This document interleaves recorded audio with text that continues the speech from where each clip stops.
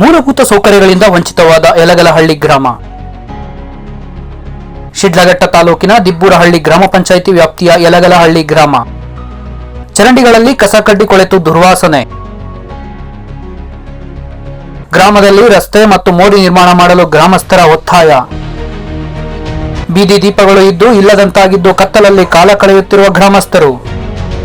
ಚರಂಡಿಗಳು ಲೈಟ್ಗಳು ಯಾರು ಹಿಡ್ಸ್ಕೊಳವಲೇ ಇಲ್ಲ, ಏನು ಲೈಟೇ ಇಲ್ಲ. ಬಜಾರಾಗ ಒಂದು ಮೋರೆ ಬಿದ್ದೋಗೈತೆ. ಇಲ್ಲಿ ಅಲ್ಲಿ ಯಾರು ಏನನ್ನ ಹೇಳಿದ್ರೆ ನಮ್ರಿಗೂ ಯಾರಿಗನ್ನ ಹೇಳಿದ್ರೆ ಅವರು ಏನು ಇದನ್ನೇ ಮಾಡ್ಕೊತ ಇಲ್ಲ. ರಿಪೋರ್ಟ್ ಎಲ್ಲ ಕೊಟ್ಟಿದ್ದೀವಿ.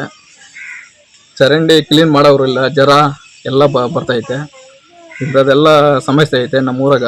ನೀರು ಒಂದು ದಿನ ಬಂದರೆ ನಾಳೆ ಬರಲ್ಲ.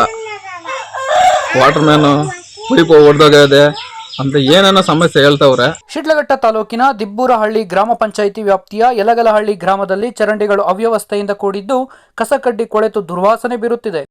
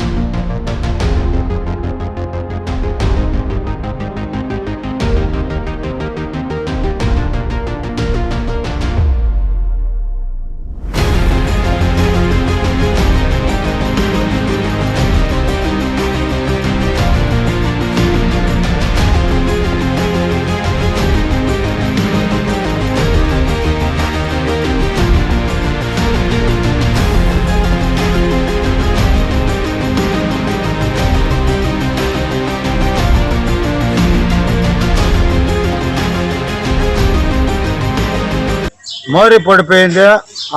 ఛానళ్ళు అయిపోయా, అది ఎవరు చెవుల్లో వేసుకోవాలా. పిల్లలు పడిపోయినా మొన్న ఒక మనిషి పడిపోయింది దాంట్లోకి. ఆయన మన ఆసుపత్రికి వేసుకుపోయినారు.